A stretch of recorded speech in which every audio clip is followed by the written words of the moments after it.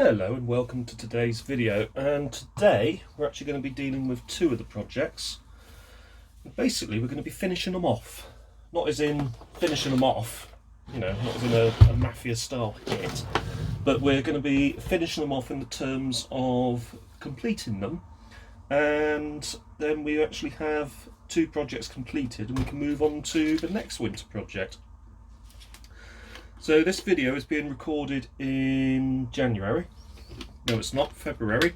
So we're still in the midst of winter at the minute. So there isn't actually any car related stuff that I can do until at least next month. I think next month will probably be the earliest month that I'll be able to do anything car related. So all I'm literally going to do for now is to actually just give these a bit of a cosmetic clean. Let's move my valve out of the way. Give these a bit of a cosmetic clean because, in fairness, they're not actually that bad. They've been stored for the past sort of 20 years or so, and I bought them out recently because I wanted to, well, first off to see if it still worked, but also because I wanted a reliable Betamax machine that I could use for playing back some old tapes that I have, and I have a large number of pre-recorded ex-rental cassettes. Now what actually transpired was I ended up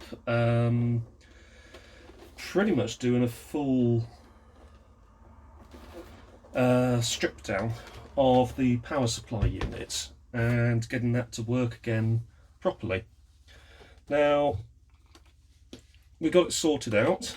I had to replace, I'll show you actually, just make sure that hasn't soaked through. No, it hasn't, but that will get rid of the sticky substance that's on there, which it has done admirably, and might have a damn good go at getting rid of a sticky substance up here.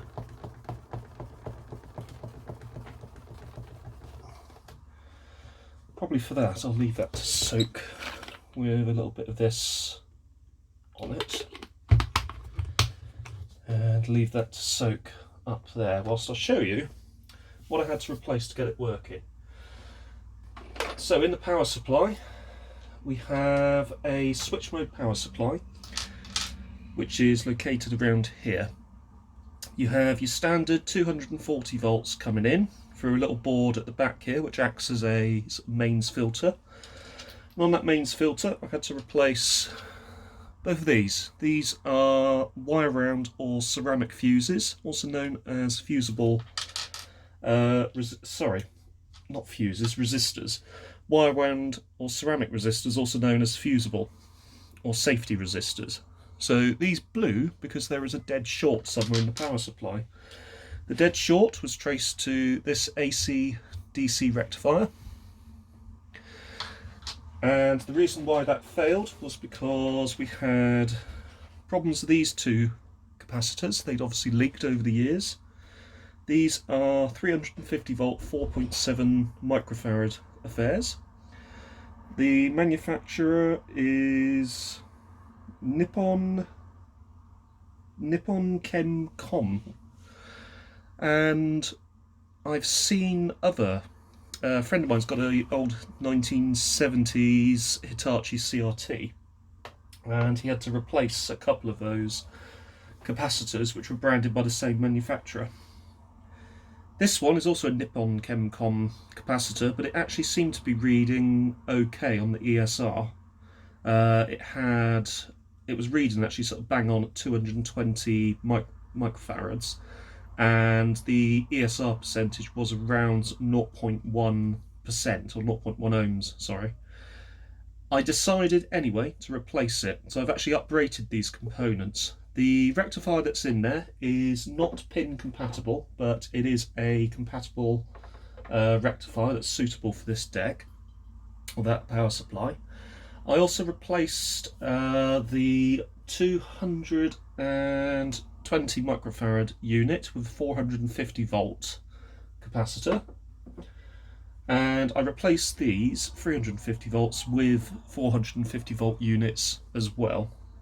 Same farad rating, so 4.7 microfarads, but a much larger voltage capacity, mainly for just increased reliability, and also just overrating them slightly.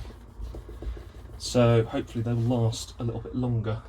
And actually soaking that has done a really good job, because it's managed to get rid of that sticky substance on the back. I'm actually wondering if I can do anything with that. There's also these little paint things all over it, and it seems to be having a pretty good effect on those as well. So I just need to scrape those with my thumbnail,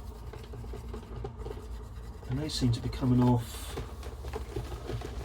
fairly easily actually, so that's doing quite a nice job on that.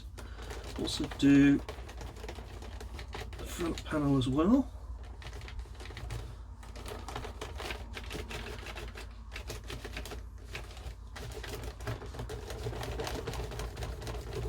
There we go, that's coming together nicely.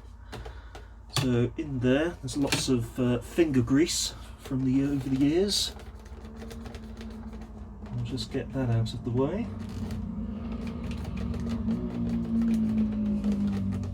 Yep, there we are. So that's actually done quite a nice job on that.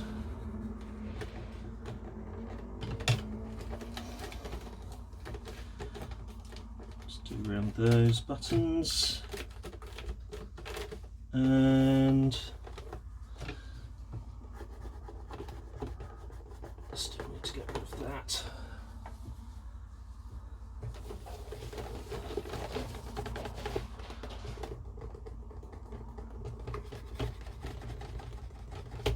Certainly seems to be helping quite a bit. There we go. Now I'm going to use some of this stuff, which is a wash and wax. I normally use it on cars. It's a waterless wash and wax, but I thought I'd use it on the case of this particular deck, because it does work really well.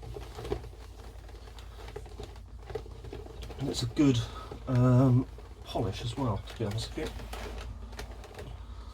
And it smells nice as well. It's got a nice sort of cherry fragrance. And also that seems to be having a real positive effect on these paint droplets. It's never going to be perfect, because you do have age-related scratches, but it's going to be a lot better than it was, for sure. And there we go. That is looking quite a bit better than it was, actually. I'll do the same on the tuner unit. I'm going to be careful so as not to get any of that into the vents. And that's just going to have a general wipe over with a cloth that's already saturated in the stuff. And there we go. That's looking a lot more presentable. Now, in the last episode I said that I wanted to do a head path clean, or take path clean, so I'm going to do that now. And to get into the F1 we need a screwdriver to remove this cassette lid.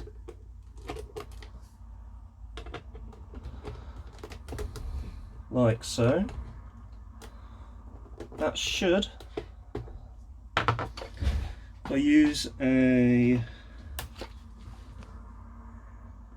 tiny, there we go, little flathead, that should hopefully bring that out. There is every possibility I might need to turn it on to get it to eject. We'll leave it there for the minute, because that's certainly going to be enough to allow me to get the back cover off. The cover itself is, or should be, held in at the back with a screw here and here. It looks like at some point in the past, and I will blame myself for this, I haven't actually put these screws back in. Why I haven't put the screws back in is anybody's guess, but we do have a selection of screws that I can use, so we'll be correcting that error today.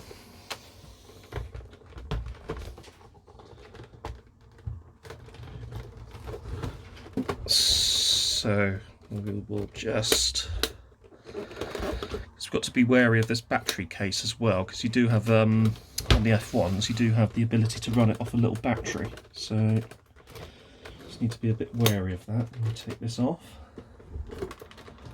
We need to gently prise it down the sides.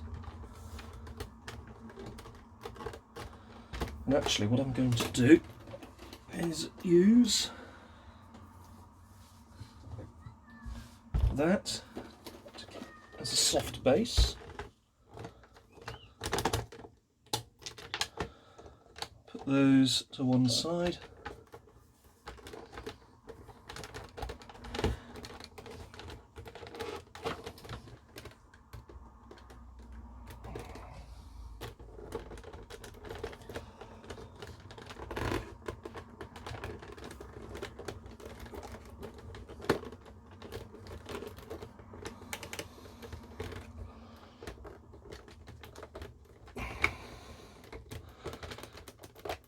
And that should pop off. Right, give me a couple of moments and I'll get this off and we'll be back shortly. And as if by magic, off it comes. Now you have to be a bit careful because you have this connector within the lid here, which connects, sorry, just putting that out of the way, which connects onto there. And that is basically the power supply that would be used if you were running this off of a battery. Inside, because this has had fairly light use over the years, it is in pretty good shape actually. I did, if this is the deck I'm thinking of, as I have two of these, replace the video head disc. And the video head disc is far simpler to replace on these than it is on the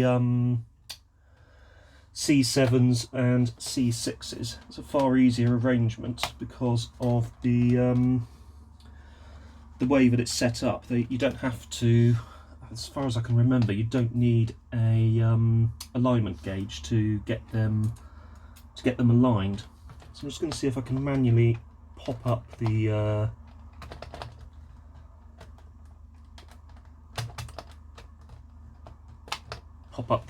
the cradle.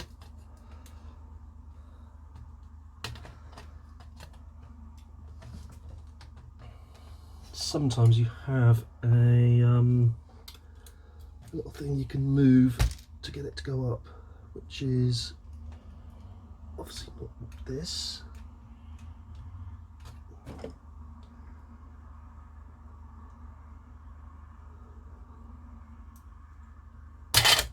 There we go.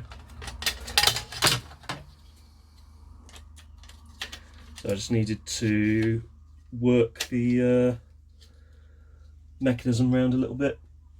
Now, these are really a feat of compactness. If you look at this, you've got the pinch roller here. You've got it's sort of unlike a normal Betamax because you don't have, if I just bring this over and come down onto it, you don't have sort of a typical loading ring. What you have are these two halves of a ring that basically come apart, and you've got this little spindle here that sits down and then comes around and comes up like that. It's such, and you've got another one there that does it. It's such a compact, clever design. It really is. And you got there it comes up a bit more, sort of basically a tape guide, and then once it's in place it will lock in place here and here. And it's just such a nice little design because you've got The audio and control heads are right at the front, which is very Betamax-like. They're normally sort of around that side, taking up quite a bit of space. The main arrays head is here, and the audio arrays head is there. So what we're going to do is we're going to get a piece of paper.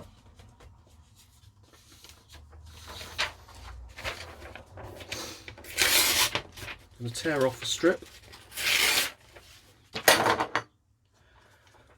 We're going to get the head cleaner.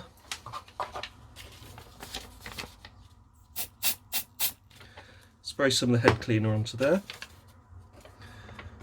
Pop said head cleaner into here and just hold it against the head cap. Just lightly hold it against there and gently does it. Spin the head disc so that it just touches and brushes past the paper.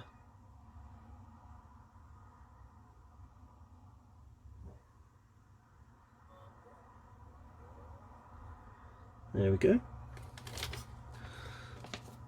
They're actually pretty clean, to be honest. There's no real issue there. Let's do the same on the audio control heads.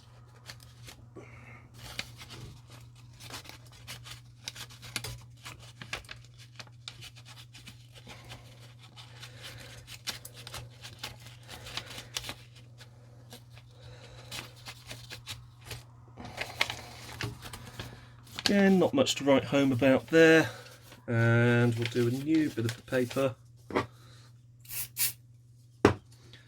Give this a raised head around here a bit of a clean. There we go. I should come into there and do those again.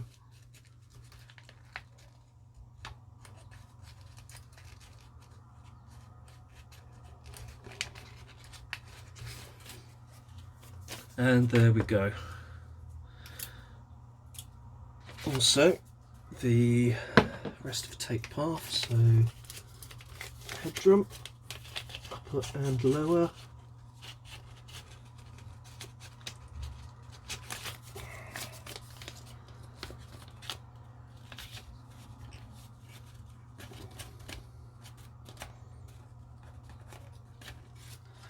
As far as I can get in there, and for the rest of it,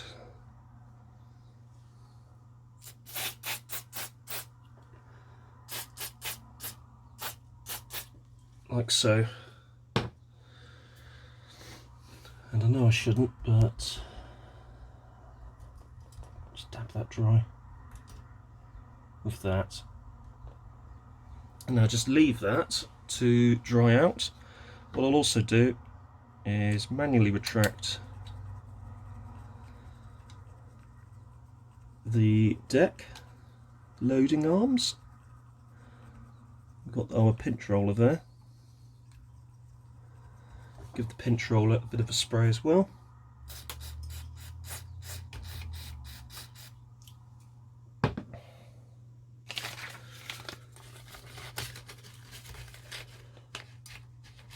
Give the pinch roller a good clean.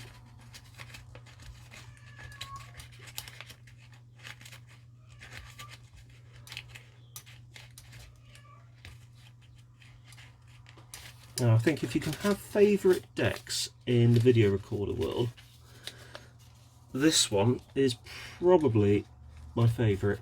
Just the way it's constructed, the nice design features. I mean, somebody has really, or a team of people, or someone, probably a team of people, have really thought about how to fit the slightly, admittedly cumbersome Betamax deck into such a small space. And just designing this elegant transport with effectively sort of 2 loading rings is wonderful. It's just such a nice design.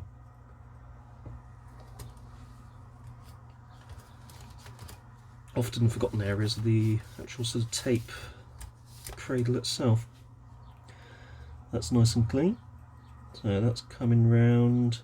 Yeah, it's just so nice to watch, just the way it all comes together.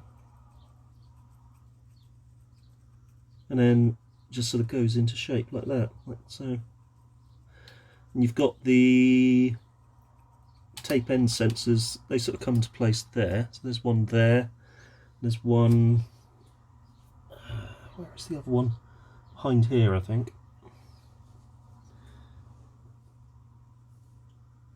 So they're looking really shiny at the moment, lovely and clean. Let's do a visual inspection of the head disc. It looks fine. The heads are in one piece, so they are intact, which is good. So really, it's not in bad shape at all, actually. Even this belt is in good shape. I don't even need to do anything about the belt, which is a real bonus. So let's just wind this back out again.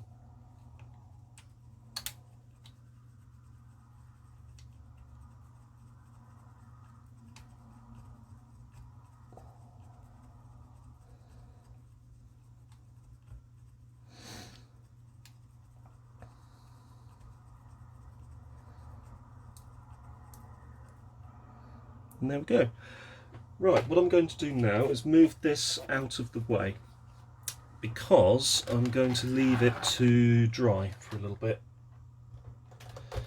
And in about 20 or 30 minutes or so, we'll come back to it, reassemble it, and I'll give it a quick test as well, just to make sure everything's okay with it.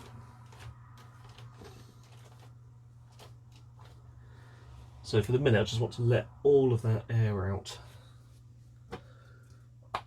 In the meantime though, we do have another project I've had on the go, and that project is this.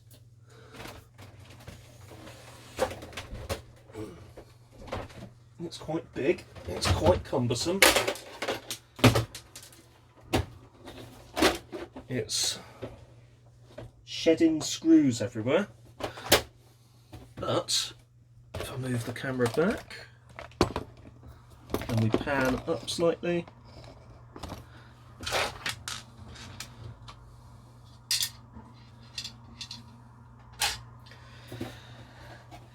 it is the deck you've all been waiting for. It's the Toshiba V8600. There it is. A true monster. A noble, sturdy beast of a machine.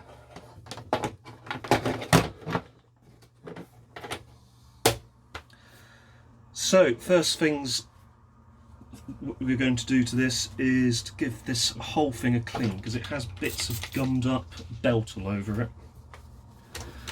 which if I use the car cleaning stuff, actually does a really good job of very quickly getting rid of said grimy belt residue.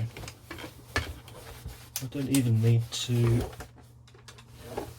pre-soak it at all, because the cloth is already saturated with the stuff.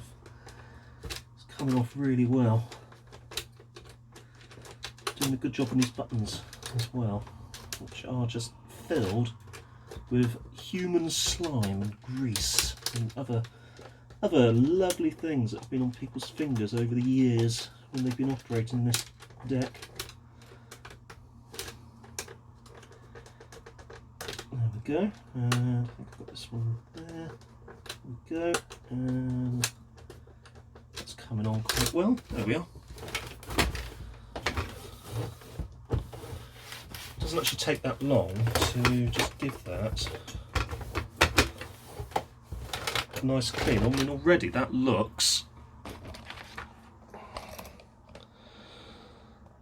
a lot more presentable, apart from that there, which I could actually polish that out with some G3, so I could actually use some cutting compound to get rid of that, which I'll probably try a bit later. But for the moment, it does look a lot more presentable. And it's actually not in that terrible condition, to be honest. It's actually in pretty good shape.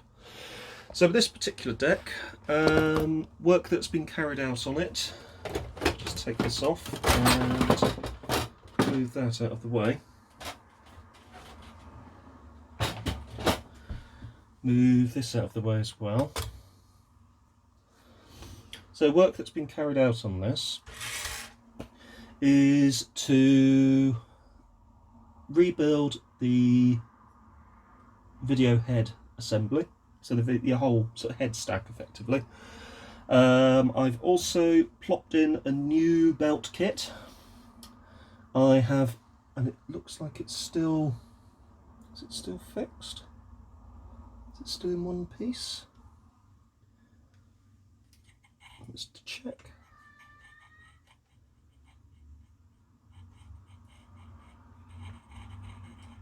Yes, it is actually.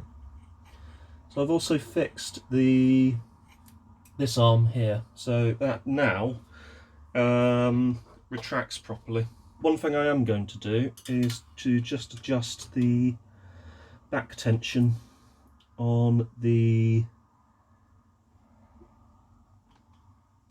braking belt, just to loosen it off a bit, as I did have it tightened up a bit too much. There we go, that's the only thing I wanted to do with that. What I also want to do is just generally clean in here. I've already cleaned the tape path on this particular unit, so I'm not going to do anything else there. One thing I didn't do at the time was lubricate the tape path as well. So on the lubrication front, I'm not going to be spaffing stuff everywhere, but what I will do is probably just touch on some of the key points on this loading ring, and also some key points on these idlers down here, just to sort of basically make it a little bit freer moving during the loading phase. So I'll just go and grab my grease.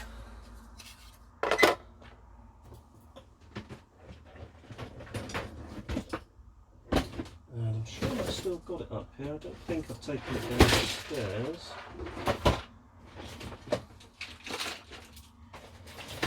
Where is it? It's normally the sort of thing I tend to keep up here, and only take it downstairs and need it for something else. And I don't think I've taken it downstairs recently, as there hasn't been anything else I've needed to use it for. So that's annoying. Where it's gone.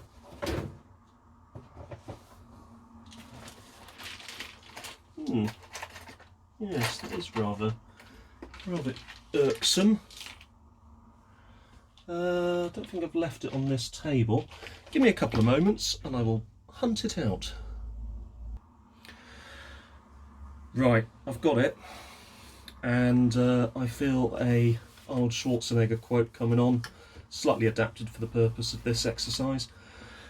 Excuse my terrible impression, but you know I said I didn't take it downstairs. I lied. You know I said I was going to kill you last.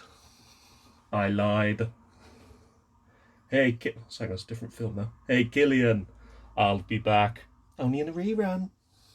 If anybody can name that film, good luck and good for you. It's one of my favourite Arnold Schwarzenegger films. It is full of quotes and Arnold Schwarzenegger one-liners, and it was directed by, I think it was directed by Paul Michael Glaser from Starsky and Hutch. What other quotes are there? I'm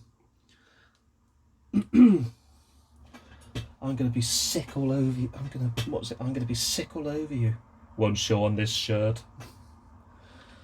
Then there's another one. Get your ass to Mars.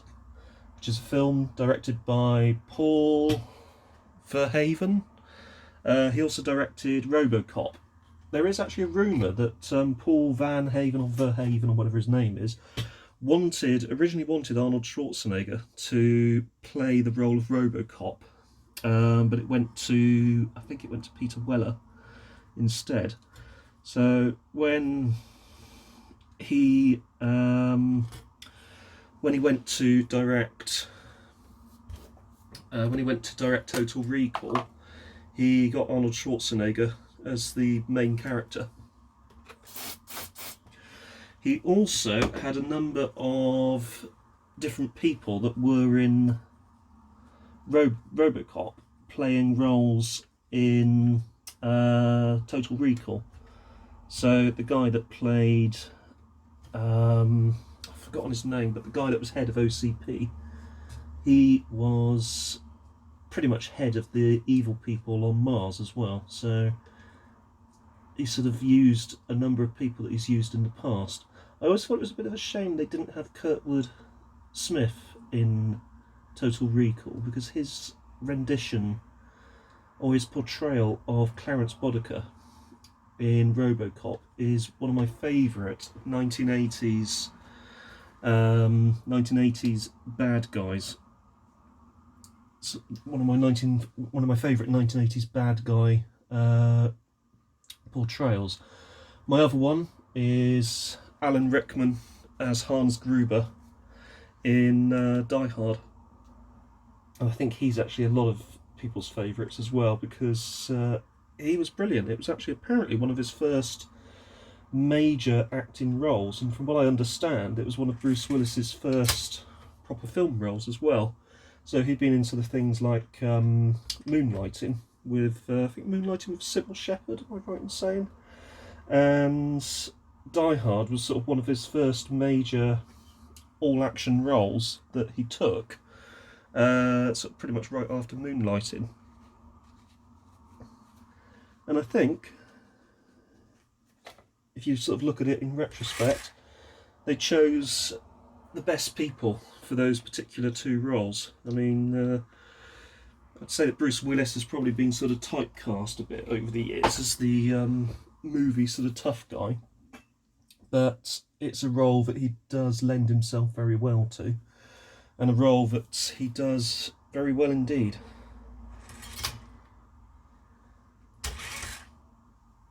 That's running nicer. Won't really see if anything else is running better on the loading ring until we actually test it. I do need to get rid of this grease though.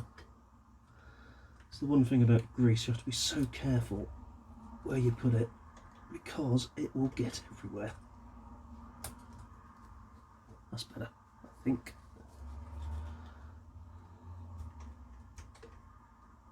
There we go, and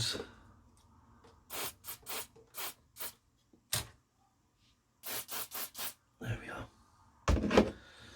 Should hopefully dissolve it if there is any left. The other thing I want to do on this deck is, if I just move it off here a second.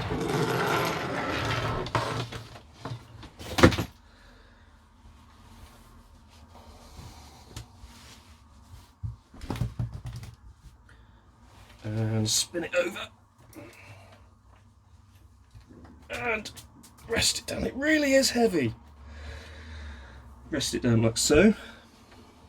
The other thing I want to do with this is to tidy up some of the cabling underneath, because we've basically had the entire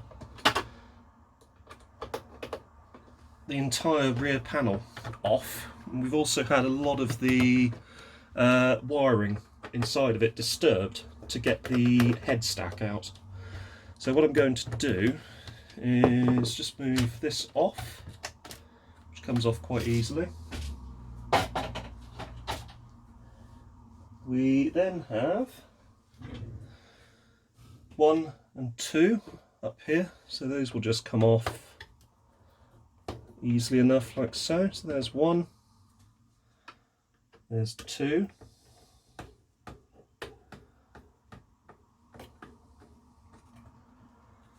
and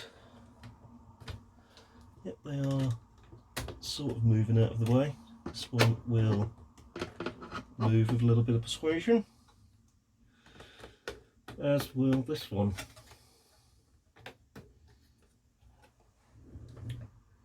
I've got a feeling the screw that's in here is actually too small, so we might replace this one when we come to reassemble it. So I've got to go under here with this little flat blade and tease it out, like so. There we go, it's out now. So we pull back and up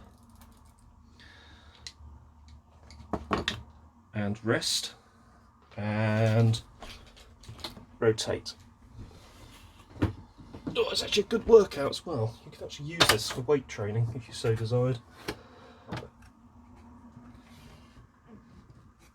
could use it for upper body day or whatever they call exercising these days. Yes, it's my leg day today, or it's my thorax day, or you know, it's my day today.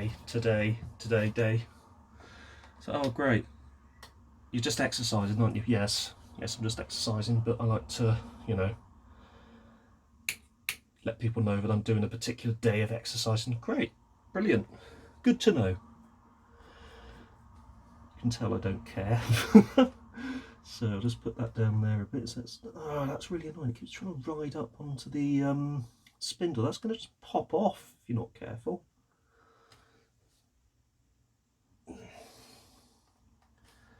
Can I keep it down?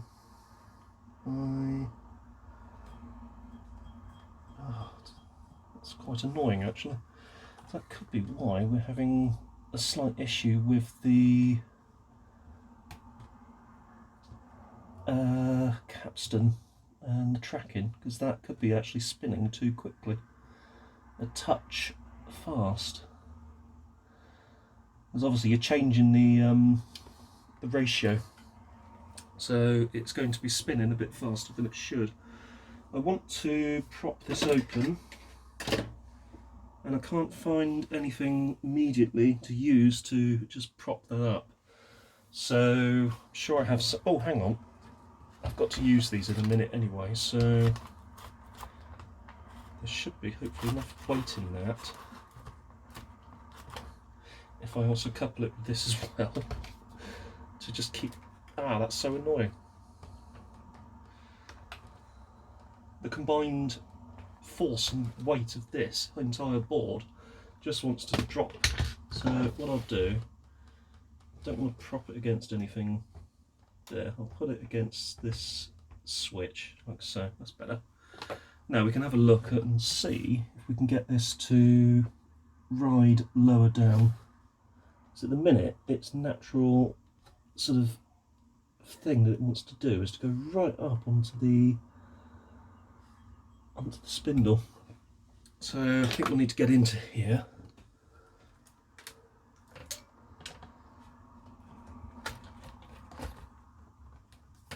And pop this off the capstan flywheel. So there's one and two.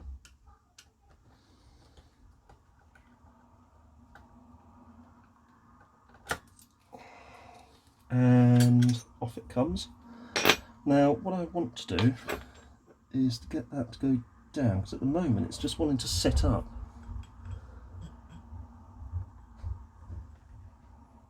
So what I'm going to try to do is to get this down into there, like so, and push this down with my fingernails, as I don't want to do it with the screwdriver. Just keep pushing it down until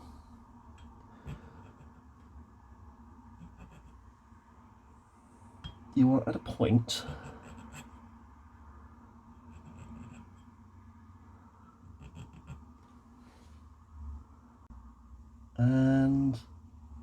there you go. That should hopefully correct any... I'm hoping that will correct any tracking issues I've had, because the capstan should now be spinning at the correct speed. So I just need to pop this back in place, which is, you have to just get it in the right place. You've got this one there, and that one in, actually it's the other way around I think. So that one goes there.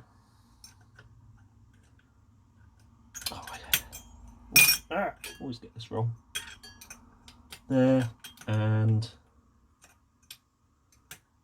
come on, now you want to go in. Oh, there we are, that's why I was going to completely the wrong hole. So there and there, I think. Yep, that's where we want to be. So just prop that there. Grab the screwdriver and the first screw.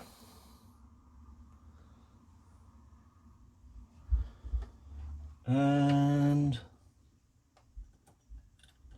in we go. So that's screw number one.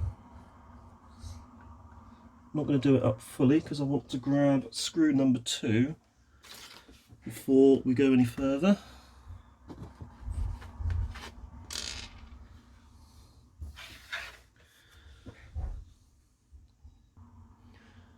There we go. So just get the other one. And that can go into this side. Oh, there we go. That's coming in nicely. So that's in place. Let's do this one up now, a bit further. Oops. That one's in place, and that's in place, and that's fine now. No problems at all. So I've just noticed it's a bit grubby under there, so let's grab the cleaning sheet cloth thing, do a bit of that, and wonderful. Does a nice job actually.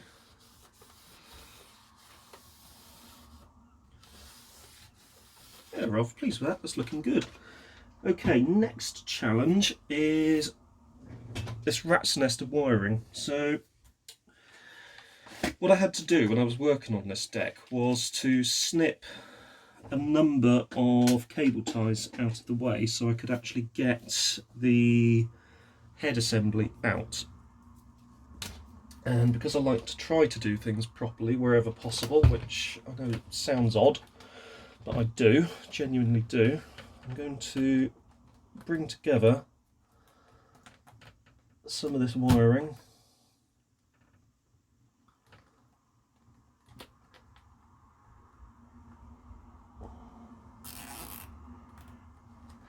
I don't want to go too tight because I don't want to squeeze the heck out of the wiring, but I just want to come in here and just tidy it up a little bit. You know, things like these two, which are going to the heater and dew sensors. I just want to get those into place a bit with some cable ties. And it's easier said than done because of the way it's all bunched in together. So I'm hoping if I go through like so, there we go. I'll flip it up on the other side.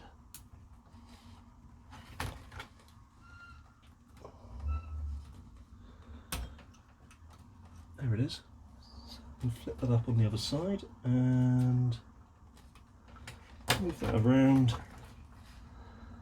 to here and there.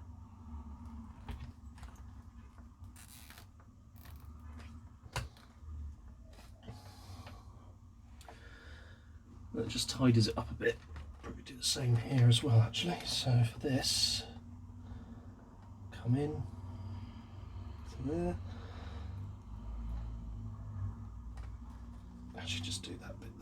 the rest of it's held in with the there we are. Ow.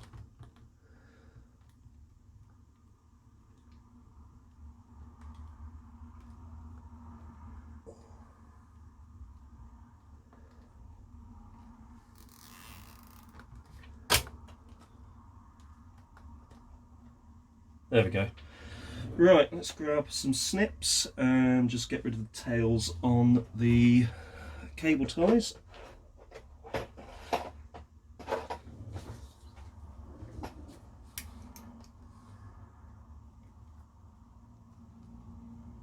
There's one.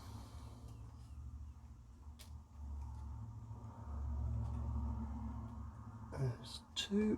Oops. Slipping more than I thought. So there's two. And there's the third.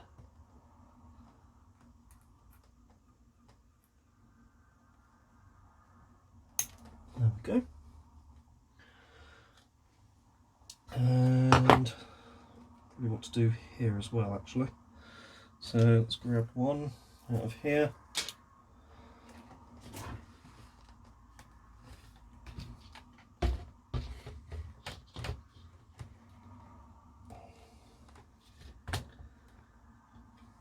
Oops.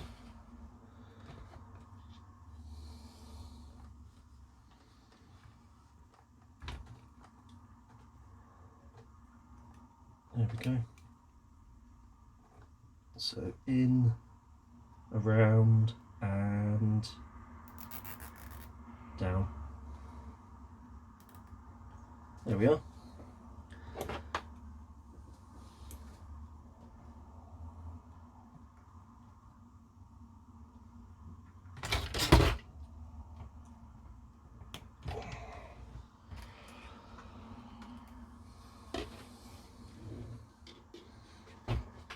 There we go. So that is, if we look at it, that is actually in better shape than it was. That is fine. That's also, whoops, that's also fine.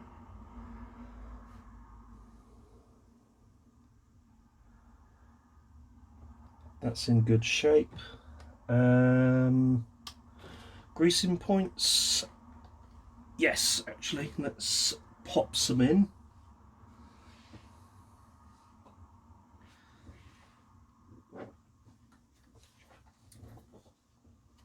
Mainly on this mechanism here, so let's grab a blob. Let's go for a little bit there and there and there as well.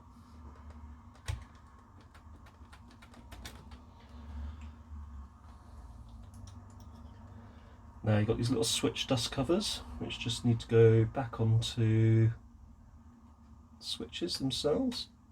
Just helps keep dust out of the unit, and because they are there, it's a good thing to put them back. You can see it there, there's the little dust cover there, and we go down and there we are. Then we come, once that's fully down,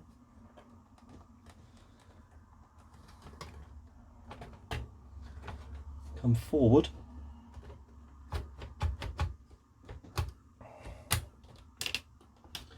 and we're in place. Now I said I was going to find some new screws to go into those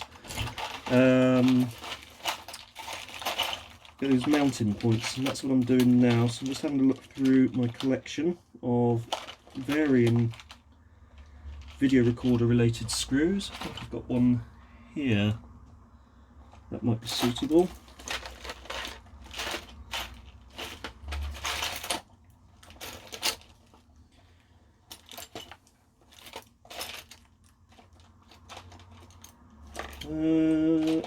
Do you know what, actually, the ones that we got in there are fine. So they can go back. So let's grab, there we go, let's grab the screwdriver. They've got a flange on them, so they'll be fine. As you can see, they're fine. Same story over here.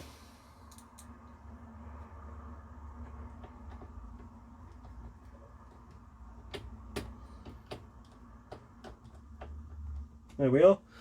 And now we need to put the base back on. So with the base, we're coming in from the back, going in the front and down, and then just pulling it in to bring it home. Then screw it down like so.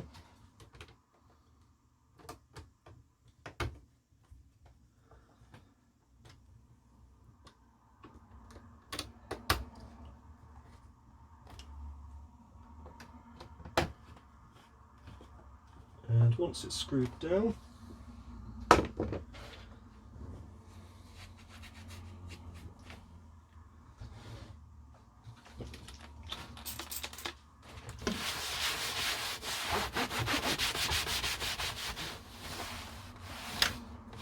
give it a bit of a general wipe over, like so.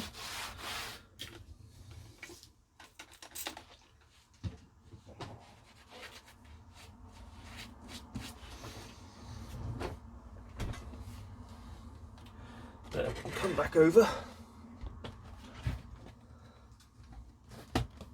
and down.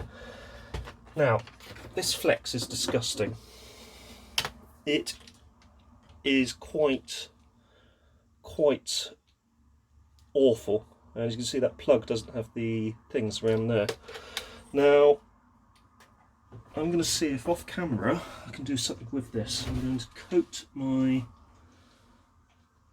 rag with some of my car shampoo stuff, wash and polish,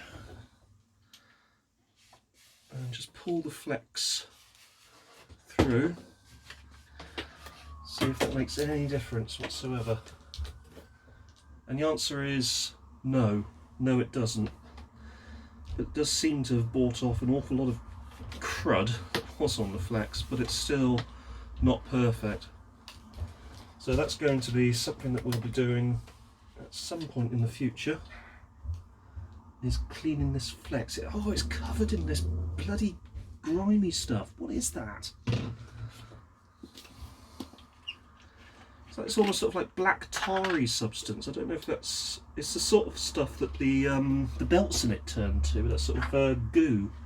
And it seems to be on, I don't know if you can see that on camera, it's sort of here. It's really sticky, so I'm just going to see if I can get rid of it.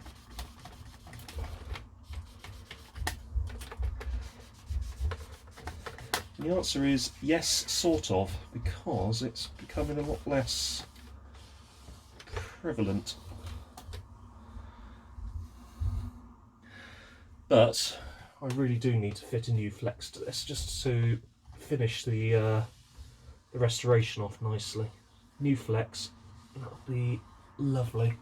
I think this would have been originally probably white, to be honest with you, or dark grey, or light grey rather. But at the moment it's 40-year-old rancid.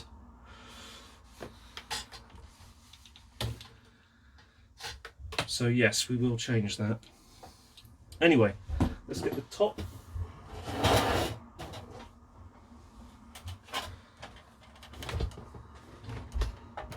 And let's move this into place. Move that down and in and down at the back. It actually has on the side the Velcro, the Velcro side panels that it would have had if it had had the infrared remote control option. So at some point this did have the infrared remote control, which could be plugged into this remote socket right on the front. So I am missing a number of the top lid screws. So let's find something that I hope will work. And then we can put the F1 back together.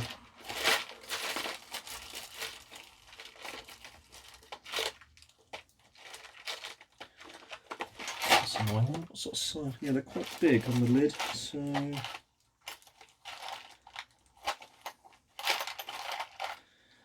let's do a look. Let's have a little search for those off camera. There we go. So that's that one sorted out and put back together. And something I'll probably do, not bother recording, is it's just soldering two cables, is replacing the replacing that flex and putting a more suitable plug onto it. So next on the list is the little F1. So for the past hour or so, is it an hour? It's not an hour on the video, but it will be an hour in real time since we last looked at this. This has just been sat drying. So what we're going to do now is to put this back together. So I'm going to start by plugging in the connector at the back for the portable battery unit, and then just bringing this down like so, just very gently.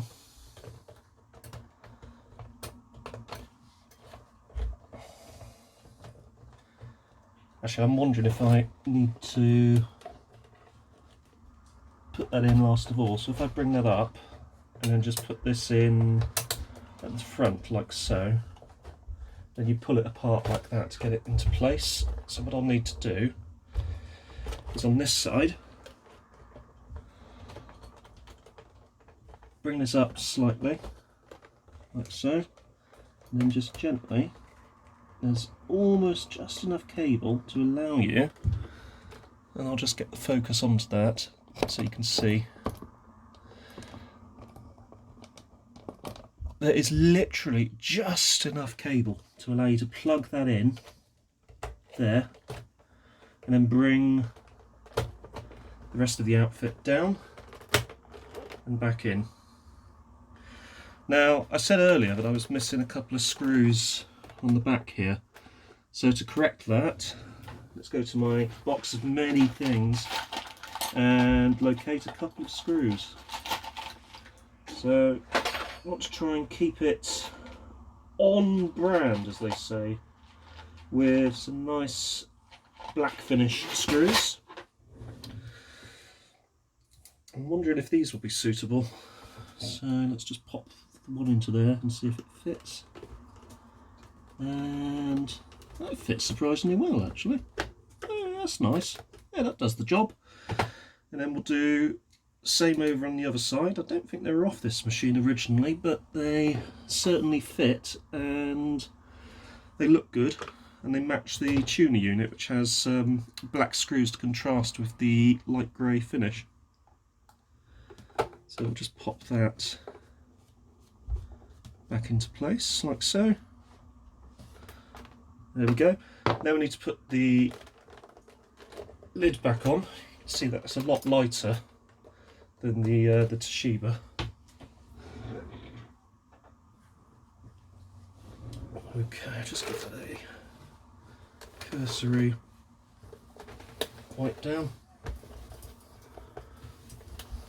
There we go.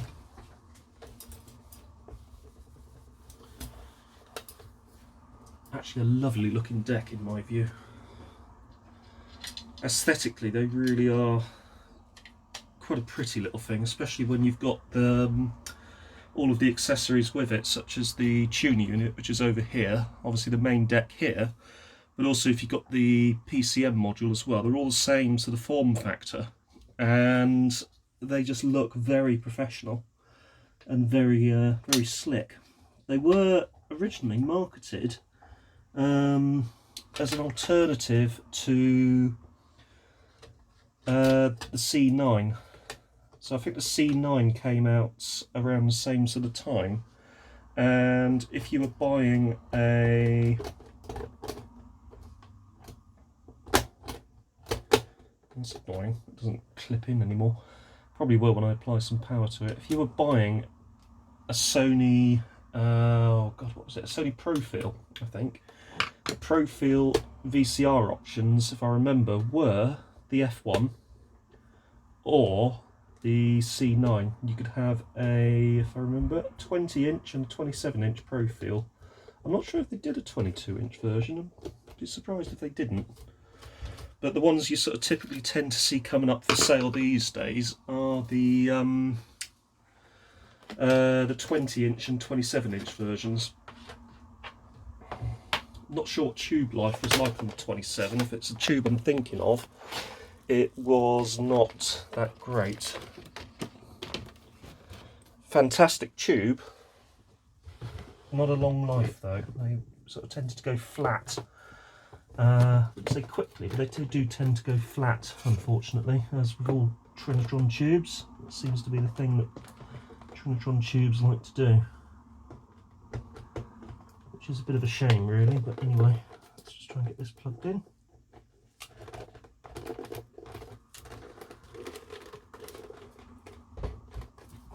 Let's move this out of the way.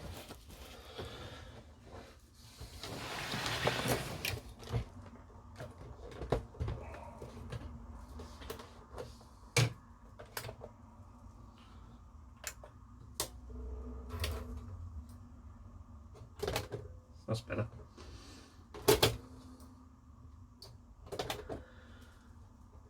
Right, let's whip out the test set, and we'll actually give these another test, just to see if cleaning the take path has made any difference to this one. So bear with me. There we go, so there's the F1 in action.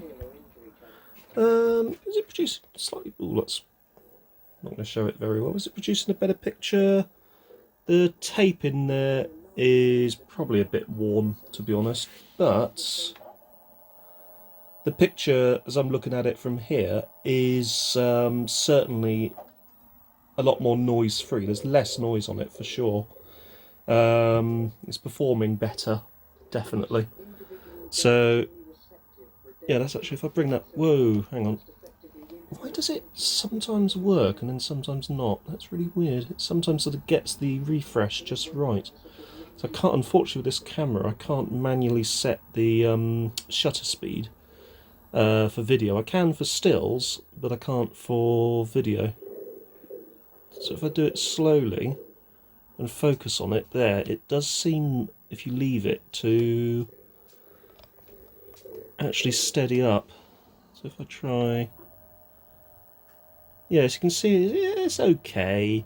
It's not terrible, to be honest, not terrible at all.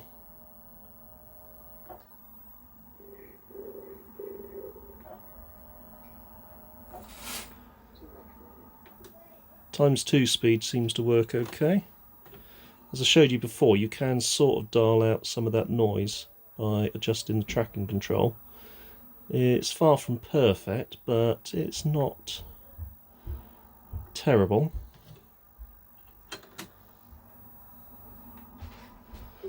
But as I said in the previous video, the big thing about these decks was the ability to switch really quickly between deck functions. So that's reverse, forward, slow-mo forward, slow-mo back.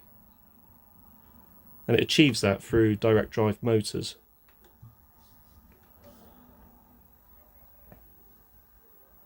Oh, bring it off again. Slowly round. And there. So, not doing too badly in all honesty. Right. Let's stop the cassette. Let's pop that down there. What I'm going to do is bring the V8600 up on there now, and we'll give that a go. So here we are with the Toshiba. On occasions, such damage may appear to have totally destroyed a woodland, but if the woods are left to... Sound-wise, it's not too bad. Picture-wise, I'll be honest, it's as I expected. It's... Whoa, hang on, let's try and do that slowly. There is noise at the top of the picture occasionally, which I think suggests to me that there may be headwear. or it could even just be the tape that I'm using itself, because it does, if you look, it does go away. So let's try pause and see how that looks. So that's pause. I thought it would be more noise free than that, to be honest with you, but I am wondering if we do have a bit of headwear on this.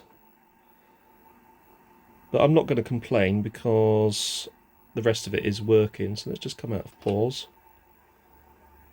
If I do fast forward cue, so that's the I think that's ×3 playback, which isn't too bad. It's relatively noise free.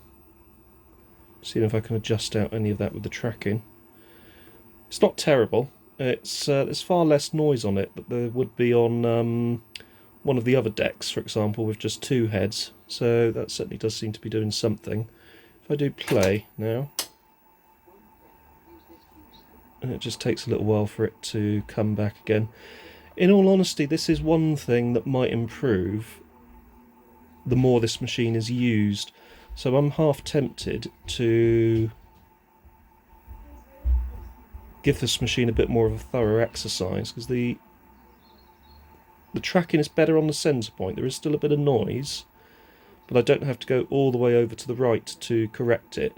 It's also maybe because this tape wasn't recorded on this machine, and because of that, the tape probably isn't the best one to be using. If you're going to be testing like this, you ideally want to use a tape that was recorded on the machine that you're going to be testing with. But in all honesty, it's not too bad at all. I'm pretty happy with that. Now, here's the big test. Because I fixed that tension, will it review?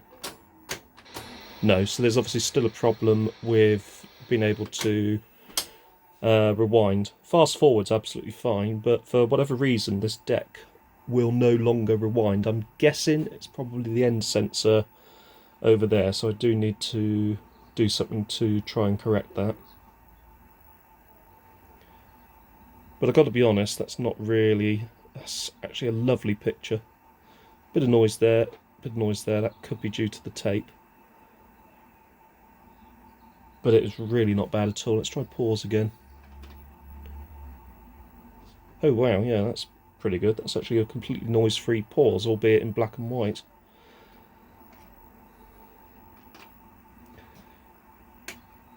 There's also, I don't know if you can hear this, if I put the sound up, beta noise reduction. So that just chops off some of the higher frequency sounds. So quite effectively reduces hiss. There's another bird close by. You know, by the mid-50s, buzzards came to rely largely upon the massive rabbit population as a staple diet. And so obviously when myxomatosis struck, the buzzard population dropped enormously. I think it almost halved in some There we go. areas. Yeah, not running badly. Let's try pause again. So there's no tracking change with pause, but you do get this really nice, albeit in black and white at the minute. I don't know I'm sure it should be in colour, but you do get this really nice, complete freeze frame with only sort of minimal noise at the top and the bottom, and that's because those 4 heads are doing their job.